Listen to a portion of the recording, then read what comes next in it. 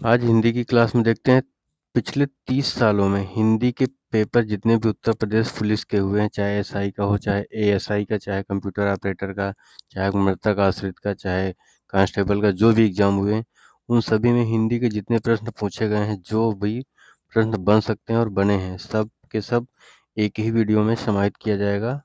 ध्यान से देखिए। पहला प्रश्न आपकी स्क्रीन पर है, हिंदी भाषा किस लिपि में लिखी जाती है? तो हिंदी भाषा किस लिपि में लिखी जाती है? देवनागरी लिपि में लिखी जाती है। तो इसके बारे में देखिए और जान लीजिए। हिंदी भाषा देवनागरी लिपि में लिखी जाती है। इस लिपि में हिंदी बाएं से दाएं, ये चीज यहाँ से ध्यान से याद करिए, हिंदी बाएं से दाएं लिखी जाती है। और देवनागरी लिपि का विकास ब्राह्मी लिपि से हुआ है। एक तो यहाँ तक हो गया। और अगला क्वेश्चन है, पंजाबी लिपि की मुख्य जो लिपि है वो गुरुमुखी है, पंजाबी भाषा की। तो 2 क्वेश्चन यहाँ से आपको मिल चुके हैं। अगला प्रश्न है, हिंदी को राजभाषा का दर्जा कब मिला? तो हिंदी को राजभाषा का दर्जा आपका याद रखना है 14 सितंबर 1949 को मिला है। तो कुछ और बातें समझ लीजिए। राजभाषा का शाब्दिक अर्थ क्या होता है? तो राजभाषा का जो शाब्दिक अर्थ होता है, राजकीय भाषा इसका अर्थ होता है। जो भाषा राजकीय कार्यों के लिए प्रयुक्त होती है उसे राजभाषा कहा जाता है। तो ये बात आप समझ चुके हैं। आगे देखिए, राजभाषा संवैधानिक शब्द है। जो राजभाषा संवैधानिक शब्द है। हिंदी को 14 सितंबर 1949 को संवैधानिक रूप से राजभाषा घोषित किया गया था। कब घोषित किया? 14 सितंबर 1949 को। तो प्रत्येक साल 14 सितंबर को हिंदी दिवस के रूप में मनाया जाता है। अगला प्रश्न पूछा गया है, भारत में हिंदी के बाद सर्वाधिक बोली जाने वाली भाषा कौन सी है? तो भारत में हिंदी के बाद सर्वाधिक बोली जाने वाली भाषा बांग्ला है। 2011 की जनगणना के अनुसार मराठी भाषा तेलुगु को पीछे छोड़कर तीसरे नंबर पर बोली जाने वाली भाषा बन गई। जो मराठी है वो तीसरे नंबर की भाषा है। तो यहाँ आप सीधा क्रम देख लीजिए, पहले नंबर पे हिंदी, दूसरे पे बांग्ला, तीसरे पे मराठी और चौथे पे तेलुगु। ये क्रम आपके लिए बहुत ही इम्पोर्टेंट है, इसको याद कर लीजिए। अगला प्रश्न आपकी स्क्रीन पे है, हिंदी किस भाषा की उत्तराधिकारिणी है? तो इसको समझना है। तो हिंदी की आदि जननी कौन सी भाषा है? संस्कृत। संस्कृत पाली प्राकृत भाषा से होते हुए अपभ्रंश तक पहुंची है। कहाँ से पहुंची है? संस्कृत जो है पाली फिर प्राकृत से होते हुए अपभ्रंश तक पहुंची है। फिर अपभ्रंश अवहट्ट से गुजरती हुई प्राचीन हिंदी और प्रारंभिक हिंदी का रूप ले लेती है। तो बात समझ रहे होंगे आप, समझिए। सबसे पहले संस्कृत थी, जैसा कि यहाँ बताया गया पाली प्राकृत, तो पाली और प्राकृत से होते हुए अपभ्रंश तक पहुंच गई। और अपभ्रंश उसके बाद चेंज होते हुए कहाँ अब लिखा ना, अपभ्रंश अवहट्ट से गुजरती हुई। तो अपभ्रंश अवहट्ट से गुजरती हुई प्राचीन हिंदी और प्रारंभिक हिंदी तक पहुंच चुकी है। तो ये भी क्रम आपके लिए बहुत जरूरी है, इसको याद करिएगा। अगला क्वेश्चन है, संसार की प्रमुख भाषाओं में हिंदी का कौन सा स्थान है? तो हिंदी का कौन सा स्थान है? दूसरा। हिंदी विश्व की लगभग 3000 भाषाओं में से कितनी? 3000 भाषाओं में से एक है। आकृति या रूप के आधार पर हिंदी वियोगात्मक या विश्लिष्ट भाषा है। भाषा परिवार के आधार पर हिंदी भारोपीय परिवार की भाषा है। इसको जरूर याद करिएगा कि भाषा परिवार के आधार पर हिंदी भारोपीय परिवार की भाषा है। और संसार की भाषाओं में हिंदी का सेकंड स्थान है। पहला स्थान किसका है? चीनी भाषा मंडारिन का है, उसका नाम मंडारिन है। मंडारिन, चीनी भाषा को मंडारिन कहा जाता है। अगला क्वेश्चन है, भाषा के क्षेत्रीय रूप को क्या कहते हैं? तो भाषा के क्षेत्रीय रूप को बोली कहा जाता है। बोली कहा जाता है। इसमें व्यक्तिगत बोलचाल की माध्यम की प्रधानता रहती है, पर्सनल मतलब, और देशज व घरेलू शब्दावली का बाहुल्य होता है।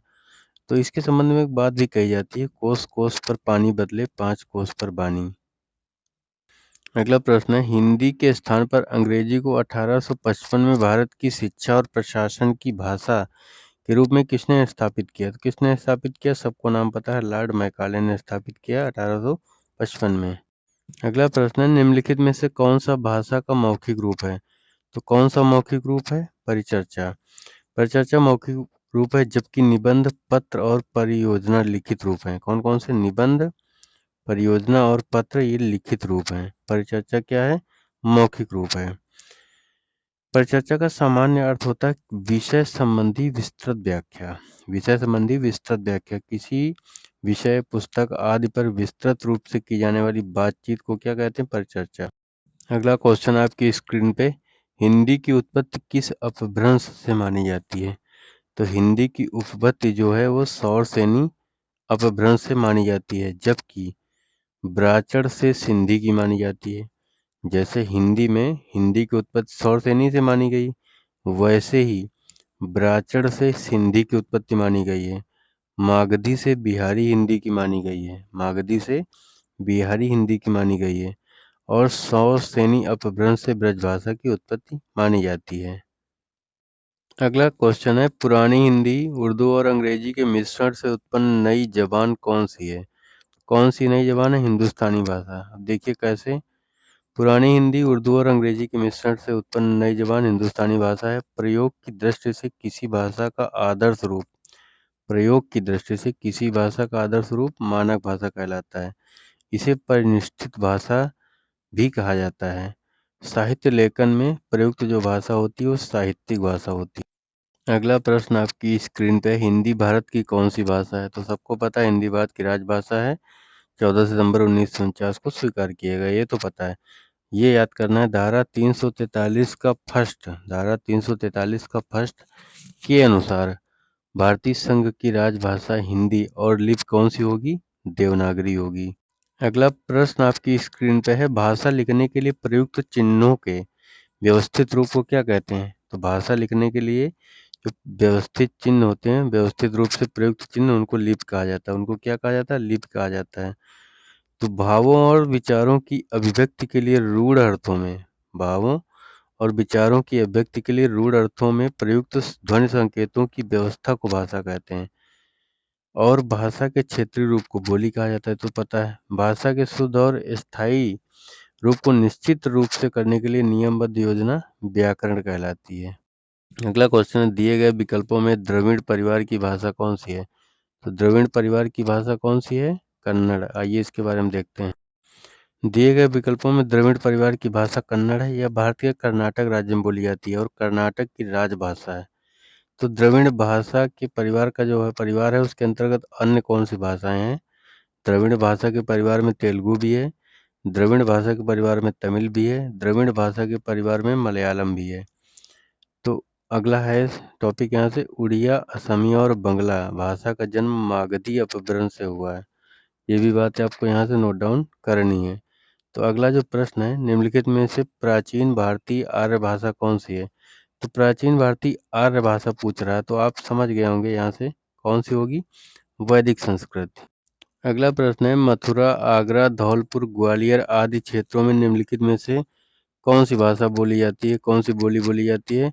तो कौन सी बोली बोली जाती है? ब्रजभाषा बोली जाती है। तो सीधा सीधा यहाँ चार्ट बना है, आप चार्ट देख के समझ लीजिए और याद करने का प्रयास करिए।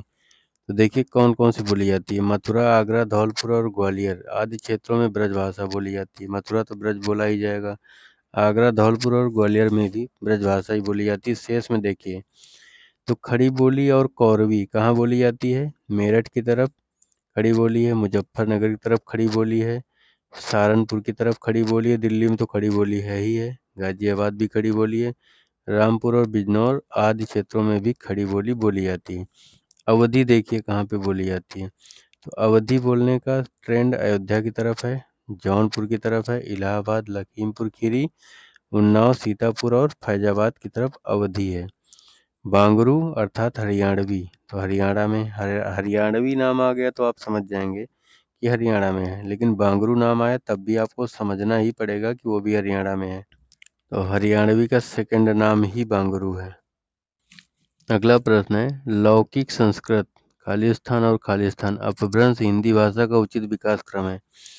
तो उचित विकास क्रम हिंदी भाषा का हम आपको बता चुके पिछले प्रश्न में। तो देखिए, पहले संस्कृत आई, फिर पाली, फिर प्राकृत, फिर अपभ्रंश, फिर अवहट्ट और हिंदी। अपना भला चाहते हैं उत्तर प्रदेश पुलिस के एग्जाम में, तो ये सीरीज याद कर लीजिए जो ये हम बताएं आपको, संस्कृत, पाली, प्राकृत, अपभ्रंश, अवहट्ट, हिंदी, इतना जरूर याद कर लीजिए। अगला प्रश्न है, आधुनिक भारतीय आर्य भाषा का काल कब से कब तक है? तो आधुनिक का पूछ रहा है, तो जो अब तक है पहले तो उसी में जाएंगे। तो अब तक किस में है? 1000 ईस्वी से अब तक, क्योंकि आधुनिक है। आधुनिक भारतीय आर्य भाषा का कार्यकाल 1000 ईस्वी से अब तक है। तो इसको 3 भागों में बाँटा गया। देखिए पहला भाग प्राचीन भारतीय आर्य भाषा। तो जो प्राचीन भाग है 1500 ईसा पूर्व से 500 ईसा पूर्व तक। मध्यकालीन जो है वो 500 ईसा पूर्व से 1000 ईस्वी तक। अब यहाँ तो थोड़ा सा डिफरेंस है, समझ लीजिए। जो ईस्वी होता था अर्थात सन, ईस्वी जब 0 ईस्वी कभी रही होगी तो उससे पहले ईसा पूर्व था। ईसा पूर्व क्योंकि पूर्व ही है, ठीक, पूर्व है। तो जैसे यहाँ लिखा 500 ईसा पूर्व, तो अर्थात आपने अगर मैथ भी थोड़ी पढ़ी है तो जैसे वो पढ़ा है संख्या रेखा। संख्या रेखा आपने पढ़ा होगा, यहाँ 0 रहता, इधर माइनस इधर प्लस, उस प्रकार। तो सेम वही चीज़ है, जो ये माइनस वाला एरिया है वो ईसा पूर्व है, ठीक, और जो इधर वाला प्लस वाला एरिया है वो ईस्वी है।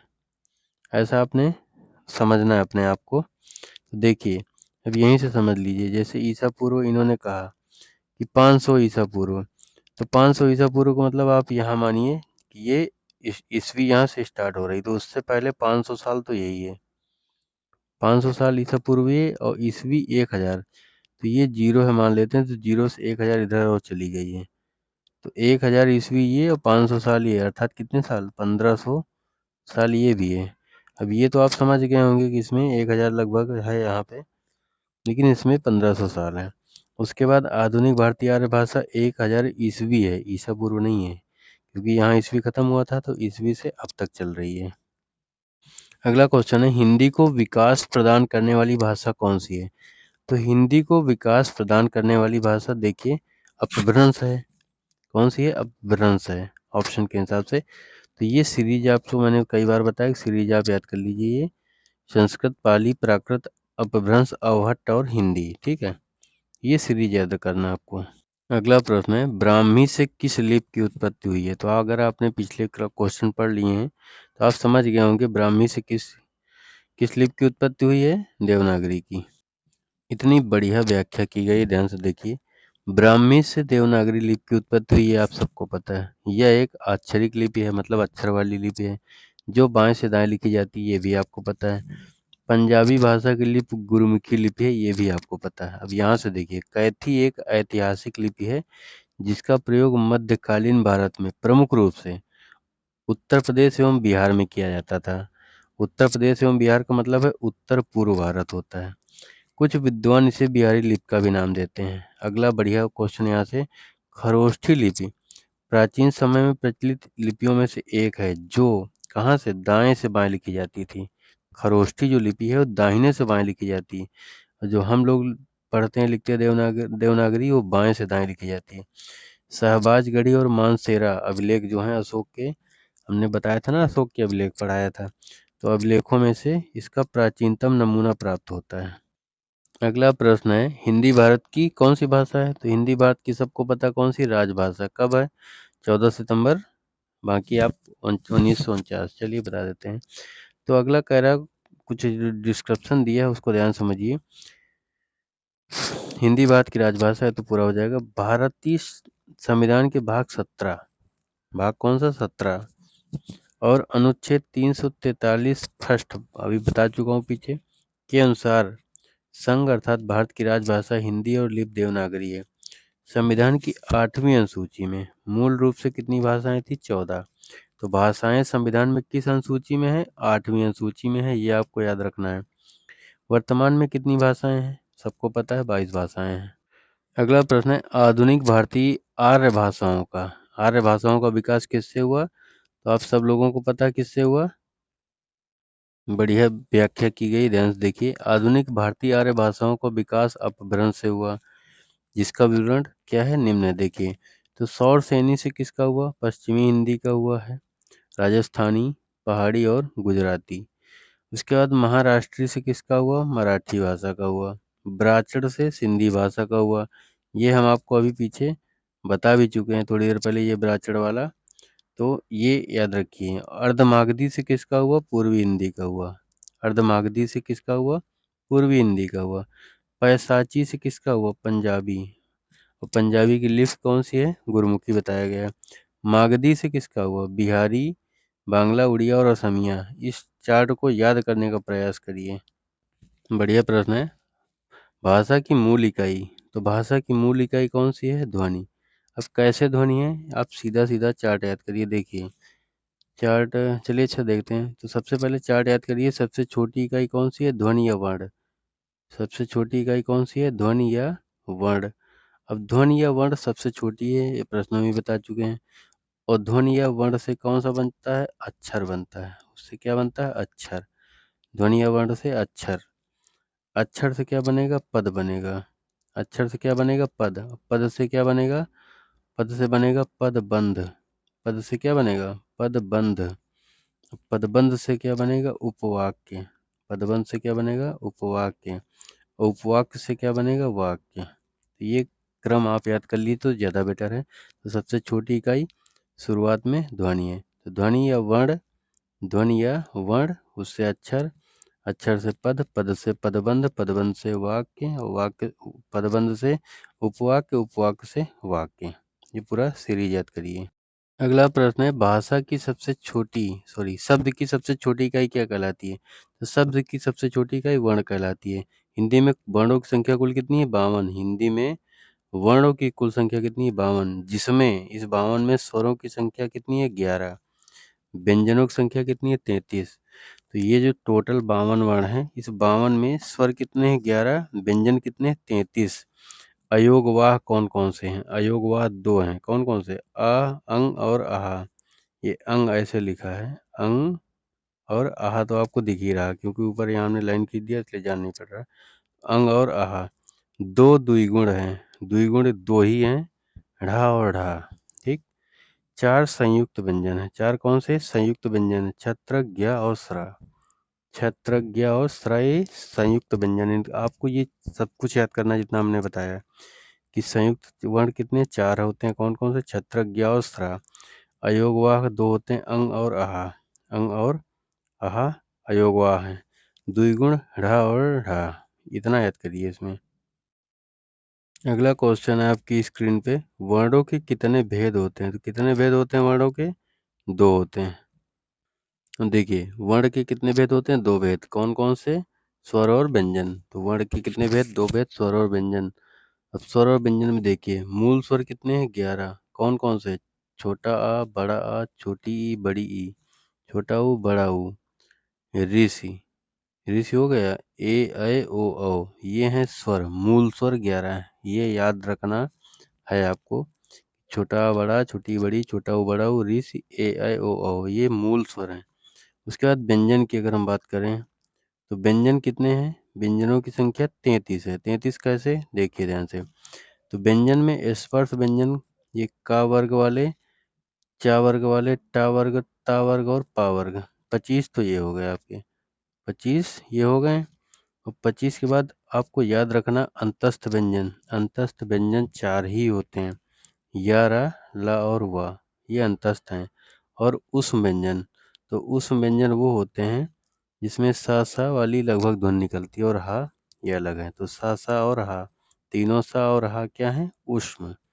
तो 25 ये, 4, 25 4 29, 29 4 33, 33 ये। और स्वरों की संख्या कितनी हो गई? 11। अगला प्रश्न है सा, सल्जम वाले सा का उच्चारण स्थान पूछ रहा। तो उच्चारण स्थान कौन सा है? तालु। कैसे? तो देखिए कौन कौन सी चीजें ताल से आती हैं। ताल का अर्थ मतलब तालव्य। तो छोटी ई, बड़ी ई, और चा वर्ग पूरा, पूरा चा वर्ग मतलब चा, छा, जा, झा वो वाला, या और सा, ये हैं तालु से। आप याद कर लीजिए या समझ लीजिए। कंठ से कौन कौन सी ध्वनि निकलती है? छोटा आ, बड़ा आ, आहा, का वर्ग पूरा और हा, ये कंठ से आएगा। दंत अर्थात दांत से कौन है? ता वर्ग पूरा, ला और सा। मूर्धा है मूर्धन्य से कौन? ऋषि, टा वर्ग और रा और सा। अगला प्रश्न देखिए, निम्न शब्दों में से किसमें रा व्यंजन नहीं है? तो रा किसमें नहीं है? तो पहले आप जब रा तभी समझ पाएंगे जब आप संधि विच्छेद कर पाएंगे। जैसे मातृभूमि का संधि विच्छेद करना है। मातृभूमि का संधि विच्छेद करना है तो देखिए माँ तो पहले है, माँ है, फिर आ की मात्रा माँ हो गया। अब त्रा लिखा तो ता तो आप समझ रहे हैं ता, अब नीचे कौन सा रा लगा, पृथ्वी वाला रा लगा, तो रा नहीं वो ऋषि है, ठीक है ऋषि है। तो अभी तक रा नहीं मिल पाया। अब भू में भा और ऊ, तो भू हो गया। माँ में छोटी की मात्रा तो भूमि, तो इसमें रा नहीं है। अब मात्र लिख रहे हैं, मात्र तो माँ, तो माँ पहला हो गया माँ, और त्रा में ता और रा जुड़ के त्रा बनता है। उसके बाद क्रम में का और रा है, तो क्र हुआ, और छोटे अग मात्रा होबे करेगी। माँ में छोटे अग मात्रा क्रम, तो रा इसमें भी मिल गया, रा इसमें भी मिल गया। मूर्धा माँ और ऊ से मुंह हो गया, ऊपर वाला रा लगा, तो ऊपर वाला रा शामिल है। तो इन तीनों में रा शामिल है, इसमें रा शामिल नहीं है, यही पूछ रहा। अगला question Uttar Pradesh police constable परीक्षा 2019 में शिफ्ट सेकंड में पूछा गया है। कौन सा व्यंजन नासिका द्वारा उच्चारित होता है? कौन सा व्यंजन नासिका से उच्चारित होता है? तो ड़ा नासिका से उच्चारित होगा। वर्णमाला में 5 वर्ण है जिनका उच्चारण मुख और नासिका से होता है। कैसे? ड़ा, ड़ा, ञ, न, म और अनुस्वार जो है वो नासिका से उच्चारित होते हैं। अगला क्वेश्चन है, ये भी Uttar Pradesh police constable shift second में ही आया है 2019 में। स्वर रहित व्यंजन, स्वर रहित व्यंजन जब स्वर सहित व्यंजन से मिलता है तब क्या कहलाता है? तब कहलाता है संयुक्ताक्षर, संयुक्ताक्षर कहलाता है। अगला प्रश्न है, निम्नलिखित में से तालव्य ध्वनि पूछ रहा है, तो तालव्य ध्वनि कौन सी है? तो सा आपकी तालव्य ध्वनि है। बाकी तालव्य या ताल की देखिए, छोटी ई बड़ी ई, चा वर्ग या और सा, ये दोनों तालव्य हैं। ओष्ठ जो ओठ वाली, छोटा ऊ बड़ा ऊ और पा वर्ग पूरा ओष्ठ में आ जाएगा। उसके बाद मूर्धन्य, मूर्धा ध्वनिया की बात करें तो ऋषि, टा वर्ग पूरा, रा और सा खटकोण वाला। उसके बाद कंठ ध्वनिया, कंठ ध्वनिया में जो कंठ से उच्चारित होती हैं, छोटा आ, बड़ा आ, का वर्ग और हा। दंत वाली ता वर्ग, सा और ला, तो इतना याद करना है आपको। बढ़िया क्वेश्चन है, इंपॉर्टेंट में देखिए, निम्नलिखित में से कौन सा वर्ण अघोष है? तो पहले आपको अघोष और सघोष की डिफिनीशन आनी चाहिए। अघोष वर्ण जिन ध्वनियों के उच्चारण में स्वर तंत्रियों में कंपन उत्पन्न नहीं होता, स्वर तंत्रियों में कंपन उत्पन्न नहीं होता, उन्हें अघोष कहते हैं। तो प्रत्येक वर्ग प्रत्येक वर्ग का पहला और दूसरा व्यंजन, ठीक है, प्रत्येक वर्ग का जो अभी हमने पीछे वर्ग बताए हैं उनमें पहला और दूसरा व्यंजन अघोष होता है। बाकी उसके बाद सा हा ये भी अघोष हैं। और सघोष क्या है? जिन ध्वनियों के उच्चारण में स्वर तंत्रियों में कंपन होता है, तो जिसमें कंपन होगा वो सघोष, जिसमें कंपन नहीं होगा वो अघोष। अब देखिए, प्रत्येक जैसे वर्ग बताया गया था, जैसे का वर्ग मान लो आप ले लो, तो का, उसके बाद खा, फिर गा, फिर घा और अंगा, ये 5 अक्षर हैं, प्रत्येक वर्ग में 5 हैं। तो 5 में से कितने? 5 में से देखिए, अब 5 में से किसे यहाँ कहा गया पहला और दूसरा, तो पहला दूसरा क्या है? अघोष, ये दोनों अघोष हैं, पहला दूसरा अघोष हो गए। और उसके बाद जो 3 बचते हैं लास्ट वाले, 3 जो बच रहे हैं वो कौन से हो जाएंगे? वो हो जाएंगे प्रत्येक वर्ग का तीसरा, चौथा और पांचवा सघोष, तो वो सघोष, अर्थात 5 हैं। अब जैसे 5 हैं तो 5 हैं, 1 2 3 4 और ये 5, तो 5 में से जो 2 हैं वो कौन से शुरुआत के? अघोष, और पीछे के जो 3 हैं वो सघोष। अगला प्रश्न आपकी स्क्रीन पे है, आप ध्यान से देखिए और समझिए, इंपॉर्टेंट क्वेश्चन है। वर्णों के समुदाय को क्या कहते हैं? तो वर्णों के समुदाय को वर्णमाला कहेंगे, निश्चित सी बात है। वर्ण भाषा की सबसे छोटी इकाई है, अभी बताया गया था, ध्वनि या वर्ण बताया गया था, उसके सीरीज हमने बताया था। फिर पहले ध्वनि वर्ण, फिर अक्षर व वाली याद है। और वर्ण को अक्षर भी कहते हैं। सर्वनाम संज्ञा, सर्वनाम क्या होते हैं? संज्ञा के स्थान पर प्रयुक्त होने वाले शब्दों को सर्वनाम कहते हैं। आप बचपन से प्रोनाउन की डिफिनीशन पढ़ते आ रहे हैं, वही है। अब कौन कौन सी चीज़ें सर्वनाम होती हैं, अगर नहीं समझ में आई तो अब भी जान लीजिए। किसी भी व्यक्ति का पर्टिकुलर आप नाम ले लेते हैं तो वो संज्ञा हो जाएगा। और जैसे इंग्लिश में आपने पढ़ा होगा I, we, you, they, he, she, it, ये सब चीज़ें क्या हैं? सर्वनाम है। तो यही सर्वनाम है। और अब देखिए वही हिंदी में वही चीज़ लिखा गया है। तो जैसे मैं, तुम, हम, वे, आप, ये सब क्या हैं? सर्वनाम है। अब क्रिया क्या होता है भैया? तो जिस शब्द से किसी कार्य का करना या होना समझा जाए, जिस शब्द से किसी कार्य का करना या होना पाया जाए, वो है क्रिया। जैसे बोला जाए कि अजय ने खाना खा लिया, अजय ने खाना खाया। तो खाना खाया क्या है? वहाँ पे जो खाना और जो खाया है, जो खाना मतलब ऐसे हम समझा देते हैं लिख के, नहीं तो जैसे अजय ने खाना खाया, तो खाया, अब खाया ये जो वाला जो खाया है वो क्या है? क्रिया। जैसे बोला जाए रोहित पढ़ रहा है, तो पढ़ना क्या है? वो क्रिया है। अगला प्रश्न है, जिन वर्णों का उच्चारण स्वतंत्र होता है, जिन वर्णों का उच्चारण स्वतंत्र होता है उन्हें क्या कहते हैं? स्वर कहते हैं। स्वरों की सहायता से बोले जाने वाले व्यंजन, बोले जाने वाले वर्ण व्यंजन। अगला क्वेश्चन है, निम्नलिखित प्रश्न में 4 विकल्पों में से उस सही विकल्प का चयन करें जो ये बताता है, क्या बताता है कि व्यंजन को स्वर रहित दिखाने के लिए, मतलब विदाउट स्वर दिखाने के लिए किस चिन्ह का प्रयोग किया जाता है। ये प्रश्न पूछा गया 2019 में हुई परीक्षा में उत्तर प्रदेश पुलिस की। तो व्यंजन को स्वर रहित दिखाने के लिए हलंत का प्रयोग किया था। किसका? हलंत का। हलंत का मतलब ये जैसे नीचे लिखा अच्छा लगा कि ये नीचे, तो ये हलंत है। ठीक इस प्रकार।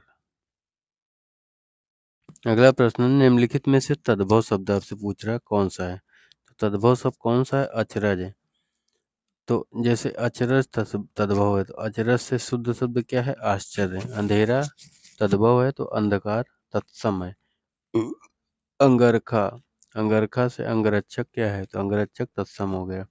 आस, आस से आशा। अब जैसे कपूर, कपूर क्या है? तद्भव है। कपूर से क्या बनेगा? कर्पूर। यहाँ उड़नतरा लग जाएगा, कर्पूर क्या हो जाएगा? तत्सम। संस्कृत भाषा से हिंदी में बिना परिवर्तन के प्रयुक्त होने वाले शब्द क्या कहलाते हैं? तो बिना चेंज हुए जो शब्द आते हैं उन्हें तत्सम शब्द कहा जाता है, और इनके विकृत रूप को तद्भव कहा जाता है। आवश्यकता अनुसार बने शब्दों को देशज कहा जाता है, जबकि विदेशी भाषाओं से आए हुए शब्दों को विदेशी कहा जाता है। अगला क्वेश्चन हमारी स्क्रीन पे है कि निम्नलिखित शब्दों में से तद्भव कौन सा है? तो तद्भव कौन सा है?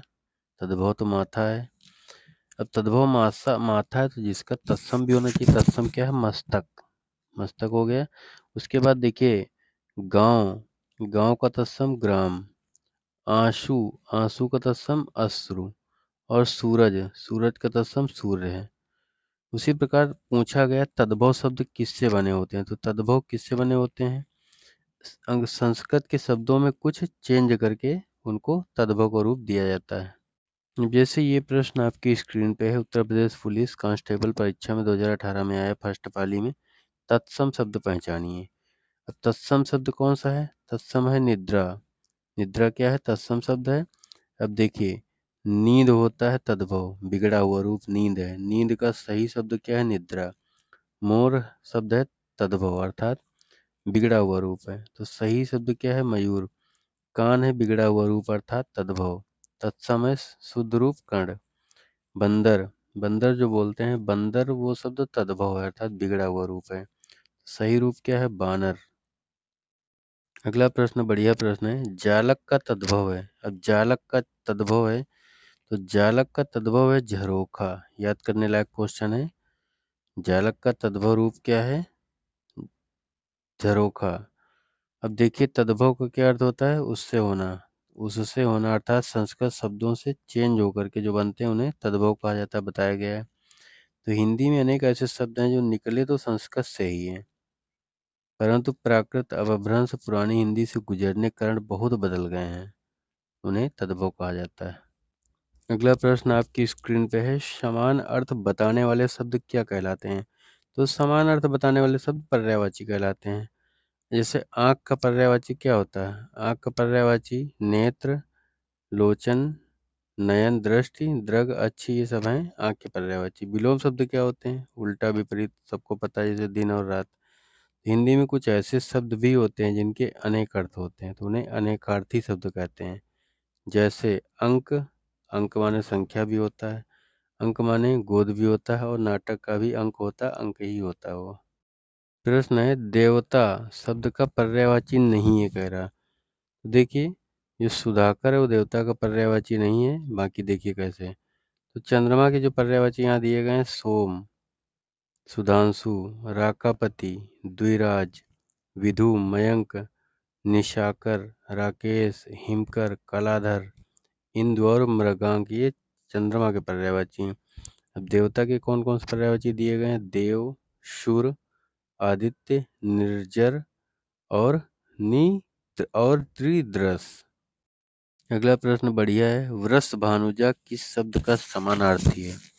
तो वृष भानुजा राजा राधा का समानार्थी है। तो राधा के पर्यायवाची हैं हरिप्रिया, राधिका, ब्रजरानी, वृष भानुजा। अब सीता के कौन कौन से हैं, जानकी, वैदेही, जनक सुता, जनक तनया। पार्वती के कौन कौन से, गिरिजा, गौरी, उमा, शैलजा और भवानी। अगला क्वेश्चन है, तरंग, तरंग शब्द का सही समानार्थी क्या है। तो तरंग शब्द का अर्थ होता है उर्मी, और जो तुरंग होता है, तुरंग, तुरंग का अर्थ होता है घोड़ा। केकी का अर्थ होता है कोयल, केकी का अर्थ है कोयल। अटवी का समानार्थी क्या है। तो कानन, जंगल, विपिन, कांतर और अरण्य, ये सब जंगल की डिफिनीशन है। तो जैसे ये क्वेश्चन, तुरंग किसका समानार्थी है, वही बताया गया है। तुरंग किसका है, घोड़ा का। तुरंग घोड़ा का है, तो घोड़े के अन्य पर्यायवाची कौन से, बज, घोटक, अश्व है। बिजली के पर्यायवाची क्या होते हैं, दामिनी, चपला, चंचला, विद्युत, तड़ित, सौदामिनी, धनवल्ली आदि। सरिता अर्थात नदी के पर्यायवाची क्या होते हैं, नदी, तटिनी, तरंगिणी, वाहिनी, निम्नगा। लहर के पर्यायवाची होते हैं तरंग, लहरी, कल्लोल, ऊर्मी, वीच, हिल्लोल इत्यादि। अगला क्वेश्चन है, रोप और कोस, कोप और रोष किस शब्द के समानार्थी हैं। तो देखिए, कोप और रोष जो है क्रोध के समानार्थी हैं। क्रोध के पर्यायवाची क्या होते हैं, कोप, गुस्सा, अमर्ष और रिश, ये क्रोध के पर्यायवाची हैं। और हर्ष के पर्यायवाची अर्थात खुशी के क्या होते हैं, आनंद, प्रसन्नता, खुशी और आमोद, और लास्ट में आह्लाद। अगला प्रश्न है, गेहूं के, जिसे सॉरी गेह के पर्यायवाची होते हैं, गेह, गेह मतलब होता है घर। तो सदन, भवन, निकेतन, घर और गृह, मकान, आवास, ये गेह के पर्यायवाची हैं। अब देखिए, अंधेरा के पर्यायवाची कौन कौन से हैं, तम, तमश, तिमिर और ध्वांत।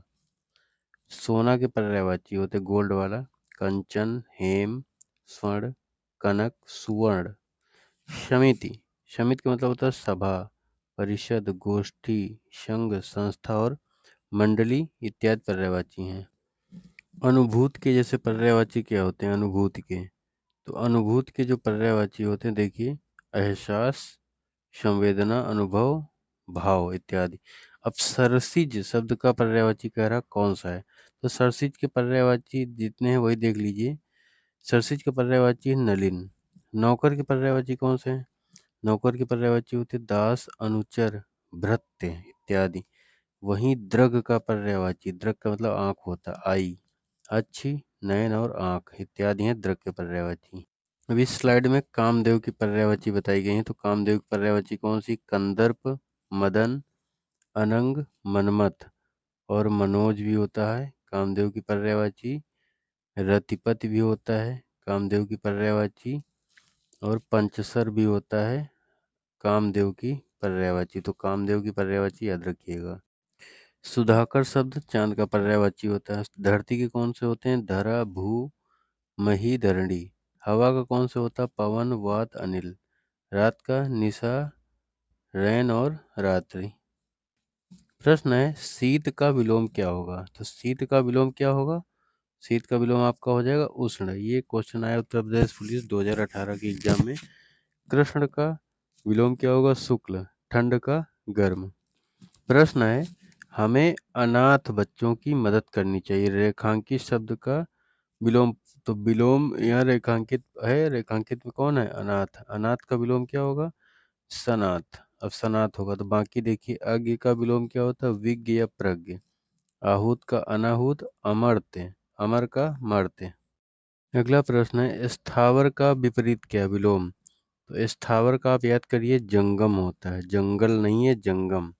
सेवक का स्वामी होता है, शूद्र का क्षुद्र चीज होती है, उसका विशाल या विराट होता है विलोम।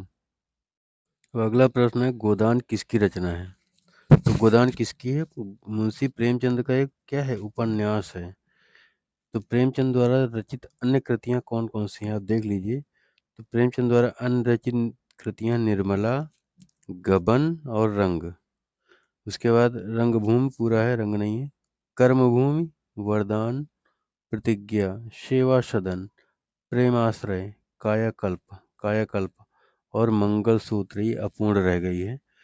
उसके बाद जैनेन्द्र की कृतियां हैं, परख, सुनीता, त्यागपत्र, कल्याणी, सुखदा, विवर्त, जयवर्धन, मुक्तिबोध और अनंतर। तो इसमें से मुक्तिबोध आपके लिए ज़्यादा इम्पोर्टेंट है। यह तो अज्ञे की जो कृतियां हैं, वो नदी के द्वीप, शेखर एक जीवनी, अपने अपने अजनबी।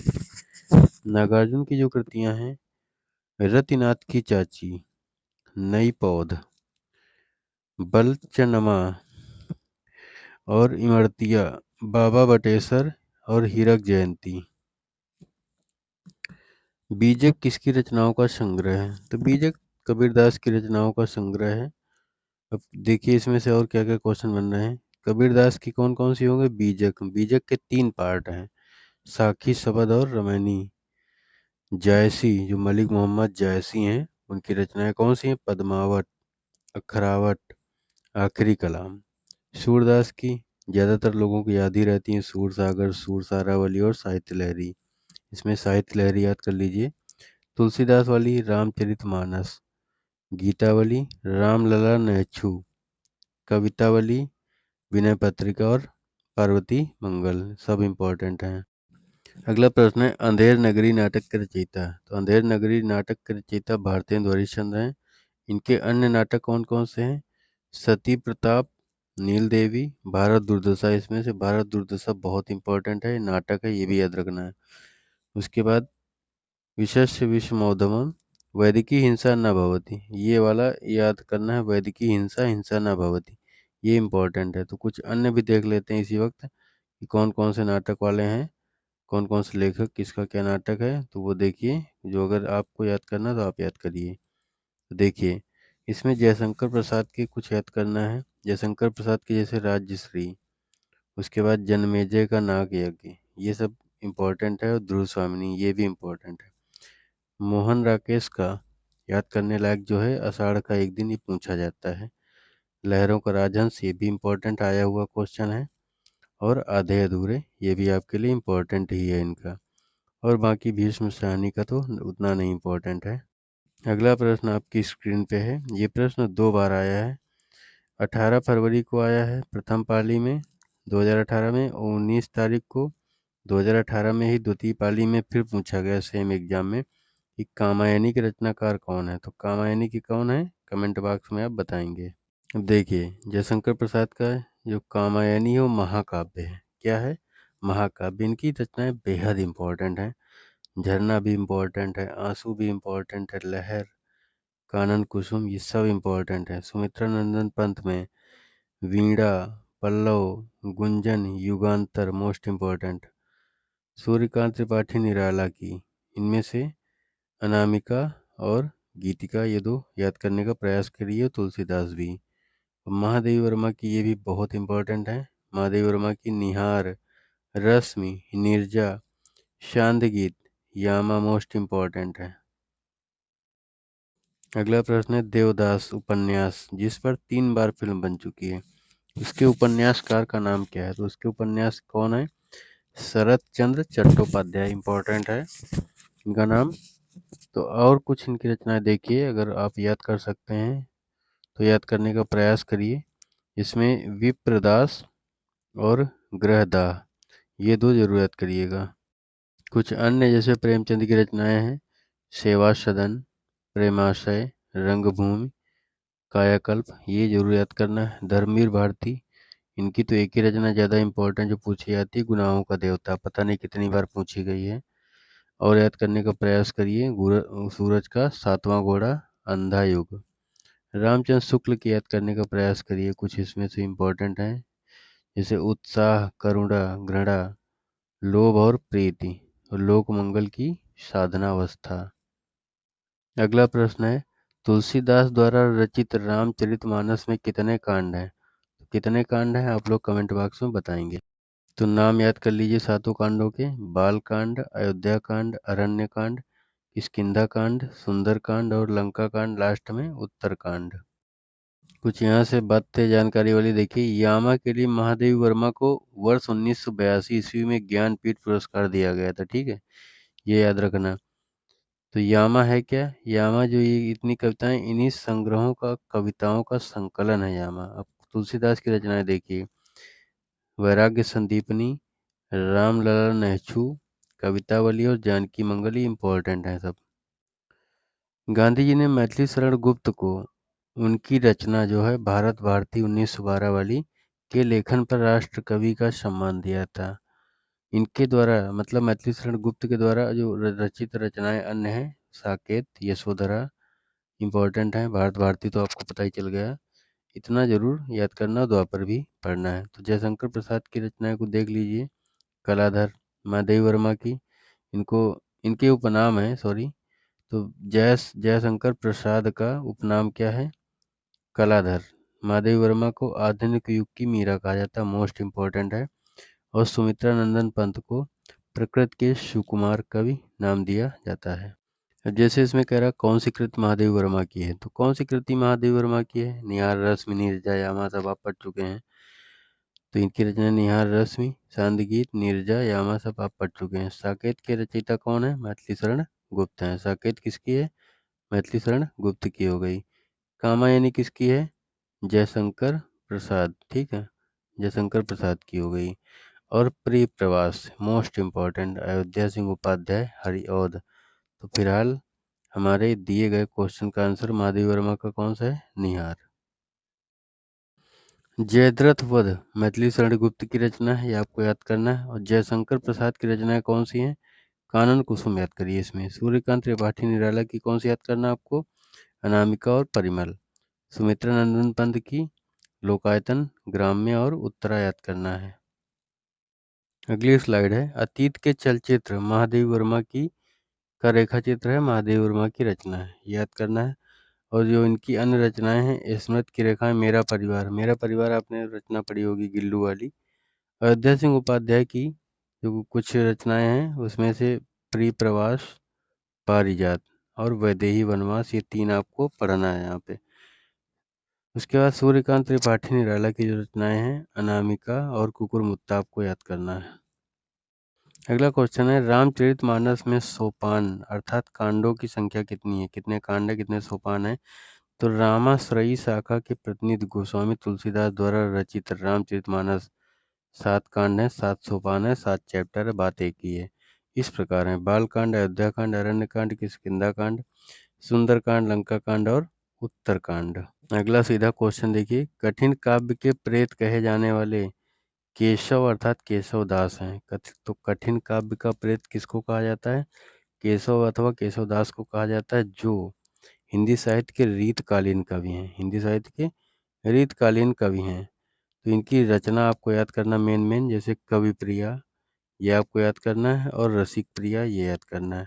तो कवि प्रिया और रसिक प्रिया किसकी हैं? केशव दास की रचना है। अगला बढ़िया प्रश्न है, सितारे हिंद किस लेखक का उपनाम था? तो सितारे हिंद किसका था? राजा शिव प्रसाद सितारे हिंद, पूरा नाम ऐसे लिया ही जाता है। तो इनकी भाषा में फारसी तथा अरबी शब्दों का अधिक प्रयोग हुआ था। तो बस आपको नाम ही याद रखना है इसमें। अगला बढ़िया प्रश्न है, रानी केतकी की कहानी के कहानीकार कौन है? तो रानी केतकी की कहानी आप लोगों ने पढ़ा होगा हाई स्कूल में, इंशाअल्लाह खां, ये इनके हैं।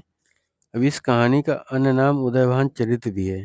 तो रानी केतकी की कहानी से एक अन्य बढ़िया क्वेश्चन है, जो हिंदी की पहली मौलिक लिखित गद्य कथा है। हिंदी की पहली मौलिक लिखित गद्य कथा है, जो हास्य प्रधान शैली में लिखी गई है। अगला है किशोरीलाल गोस्वामी का इंदुमती याद करना है। माधव राव सप्रे के टोकरी भर मिट्टी, इतना याद करना है आपको। आंसू किसका प्रमुख काव्य है? तो आंसू किसका है? जयशंकर प्रसाद का है। तो जयशंकर प्रसाद कौन थे? प्रमुख कवि थे, नाटककार, उपन्यास कहानीकार थे। ये प्रमुख छायावादी कवि भी हैं। इन्हें छायावाद का ब्रह्मा, जयशंकर प्रसाद को छायावाद का ब्रह्मा भी कहा जाता है। इनकी प्रमुख रचनाएं कामायनी महाकाव्य आपको पता है, आंसू, लहर, झरना, चित्रधारा, ये सब इम्पोर्टेंट है। ध्रुव स्वामिनी भी इम्पोर्टेंट है। विशाखा, विशाख नाम से आता है, ये भी इम्पोर्टेंट है। तितली कंकाल, ये बहुत इम्पोर्टेंट है, सब याद कर लीजिएगा अपना भला चाहते हैं तो। भारतेंदु युग की समय सीमा है। तो भारतेंदु युग की समय सीमा 1850 से 1900 तक है। इसका नामकरण हिंदी नव जागरण के अग्रदूत भारतेंदु हरिश्चंद्र के नाम पे किया गया है।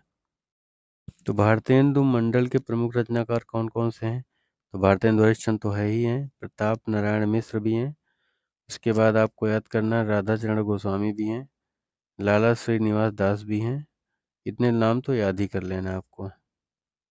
हिंदी रेखा चित्र का विकास कब हुआ? तो हिंदी रेखा चित्र का विकास 1936 के बाद माना जाता है। साहित्य में जिसे रेखा चित्र कहते हैं उसमें कम से कम शब्दों में कलात्मक ढंग से किसी वस्तु, व्यक्ति या दृश्य का अंकन किया जाता है, उसे रेखा चित्र भी कहते हैं। स्केच शब्द जो होता है आप लोगों ने सुना होगा, स्केच बना दिया। तो हिंदी के रेखा चित्र का विकास 1936 के बाद माना जाता है। तो स्केच आप समझ गए हैं। हिंदी में महादेवी वर्मा, रामवृक्ष बेनीपुरी, बनारसी दास चतुर्वेदी प्रमुख रेखा चित्रकार हैं प्रमुख। अगला प्रश्न है, भारत में मार्क्सवादी चिंतन परंपरा और समालोचना के समर्थ प्रवक्ता कौन है? तो मार्क्सवादी चिंतन परंपरा और समालोचना के समर्थ प्रवक्ता डॉक्टर रामविलास शर्मा जी हैं। अब कैसे, कुछ बातें इनके बारे में जान लीजिए।